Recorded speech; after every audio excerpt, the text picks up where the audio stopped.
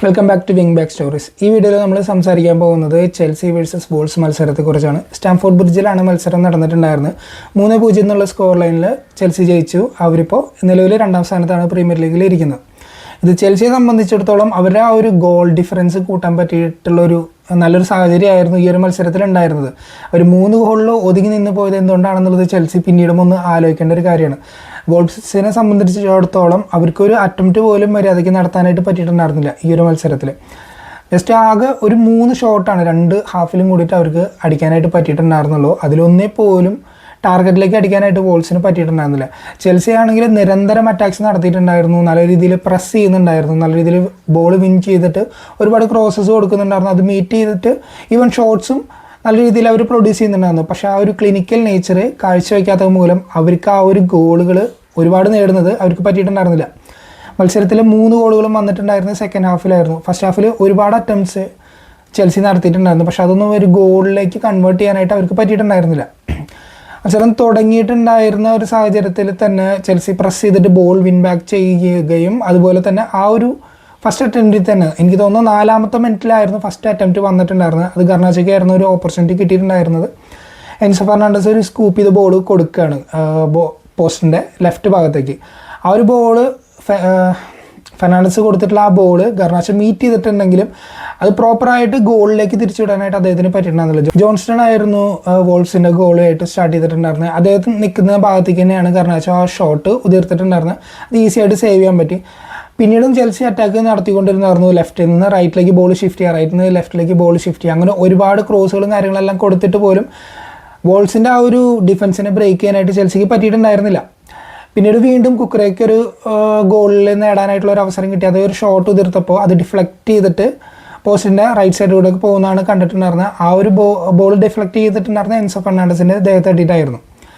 ഇങ്ങനെ മത്സരം പുരോഗമിച്ച് പോയി. അതിനിടയിൽ വോൾസിന് ബോൾ ഹാഫ് ലൈനിൽ നിന്ന് വരെ പ്രോഗ്രസ് ചെയ്യാനായിട്ട് പറ്റിയിട്ടുണ്ടായിരുന്നില്ല. 1-2 അവസരങ്ങൾ അവർക്ക് കിട്ടിയ പോലും പ്രോപ്പറായിട്ടുള്ള ഒരു ക്രോസിങ്ങോ അല്ലെങ്കിൽ ഒരു ആക്യുറേറ്റ് ആയിട്ടുള്ള ഒരു ബോള് ചെൽസിനെ ത്രെട്ടൻ ചെയ്യാന്നുള്ള രീതിയിൽ കൊടുക്കാനായിട്ട് വോൾസിന് പറ്റിയിട്ടുണ്ടായിരുന്നില്ല. അവരുടെ ലീഗിലെ സ്ഥിതി തന്നെ ഈ ഒരു മത്സരം കാണുമ്പോൾ തന്നെ നമുക്ക് വ്യക്തമായിട്ട് കാണാൻ പറ്റുന്നുണ്ടായിരുന്നു. എന്തുകൊണ്ടാണ് അവർക്ക് പോയിൻറ്റ്സ് നേടാൻ പറ്റാത്തതും അവർക്ക് ആ ഒരു റെലഗേഷൻ ഫോമിൽ നിന്ന് പുറത്തു വരാൻ പറ്റാത്തതെന്നുള്ളതെല്ലാം എവിഡൻ്റ് ആയിരുന്നു ഈ ഒരു മത്സരത്തിലുടനീളം. അങ്ങനെ ചെൽസി കൂടുതലും അറ്റാക്ക് ചെയ്തിട്ടുണ്ടായിരുന്നു അവരുടെ ലെഫ്റ്റ് ഹാൻഡ് സൈഡിലൂടെ ആയിരുന്നു. ഗർണാച്ചോക്ക് നല്ലൊരു കളിയായിരുന്നു ഈ ഒരു മത്സരത്തിൽ പുറത്തെടുത്തിട്ടുണ്ടായിരുന്നു. അദ്ദേഹത്തിന് 2 അസിസ്റ്റ് നേടാനായിട്ട് പറ്റിയിട്ടുണ്ടായിരുന്നു. ആദ്യത്തെ ഗോളിലും 3ാമത്തെ ഗോളിലും നല്ലൊരു വിങ് പ്ലേ ആണ് അദ്ദേഹം ആ ഒരു ലെഫ്റ്റ് വിങ്ങിൽ നടത്തിയിട്ടുണ്ടായിരുന്നത്. റൈറ്റ് വിങ്ങിലായാൽ പോലും നെറ്റോയും നല്ല രീതിയിൽ കളിച്ചിട്ടുണ്ടായിരുന്നു. ഇനി അങ്ങനെ ഒരുപാട് സംഭവങ്ങളും കാര്യങ്ങളും ഉണ്ടായിരുന്നില്ല. ചെൽസിയുടെ അറ്റാക്ക് ആയിരുന്നു പ്രൊഡോമിനൻ്റ് ആയിട്ടുണ്ടായിരുന്നു. പക്ഷേ ഗോൾ നേടാൻ പറ്റാതെ ഫസ്റ്റ് ഹാഫ് അവസാനിച്ചു. സെക്കൻഡ് ഹാഫിൽ 51ാമത്തെ മിനിറ്റിലാണ് ചെൽസിയുടെ ആദ്യത്തെ ഗോൾ വരുന്നുണ്ടായിരുന്നത്.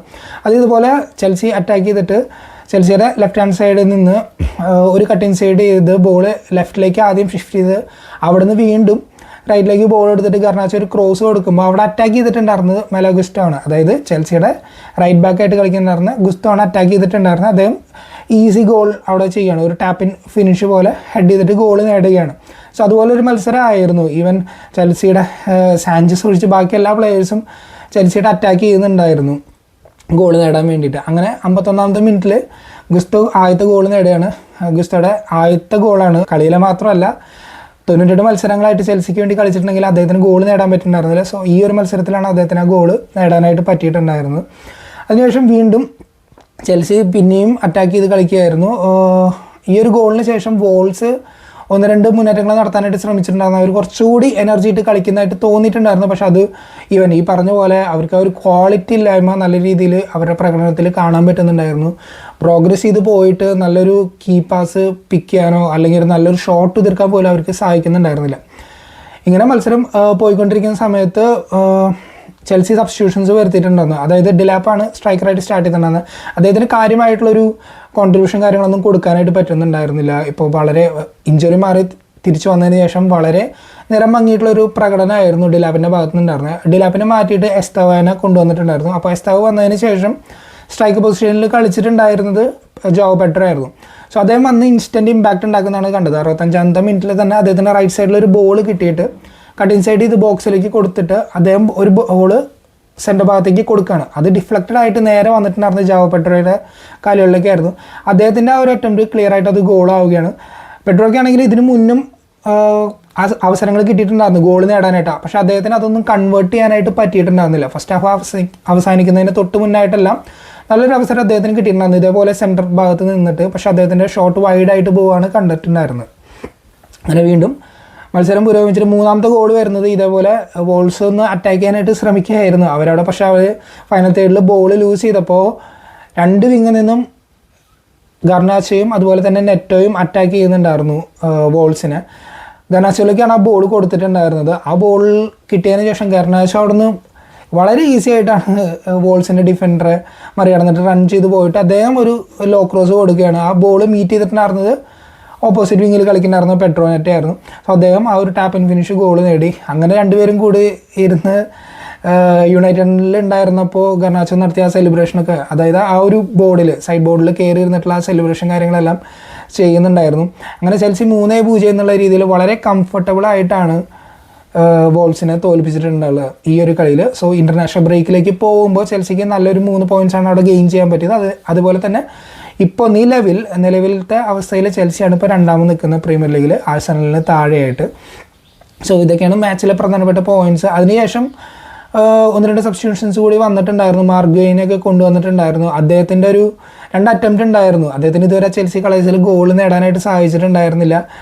ഒരു അറ്റംപ്റ്റ് വരുന്നത് ഇതേപോലെ ബോൾ പ്രോഗ്രസ് ചെയ്തിട്ട് ജാവോ പെഡ്രോയുടെ ഒരു വീക്കായിട്ടുള്ളൊരു ഷോട്ടായിരുന്നു. പക്ഷേ അത് ജോൺസ്റ്റൺ കറക്റ്റായിട്ട് അത് സേവ് ചെയ്യുന്നില്ല. അദ്ദേഹത്തിന് ബോൾ നഷ്ടപ്പെടുമ്പോൾ അവിടെ അറ്റാക്ക് ചെയ്തിട്ടുണ്ടാകുന്ന മാർഗ്വേ ആയിരുന്നു.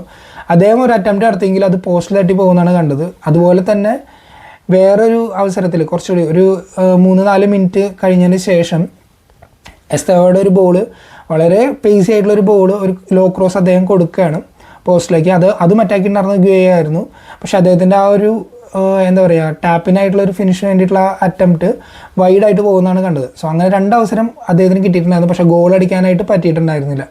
സോ ഇങ്ങനെയാണ് മത്സരം അവസാനിച്ചിട്ടുണ്ടായിരുന്നത് 3-0 എന്നുള്ള രീതിയിൽ.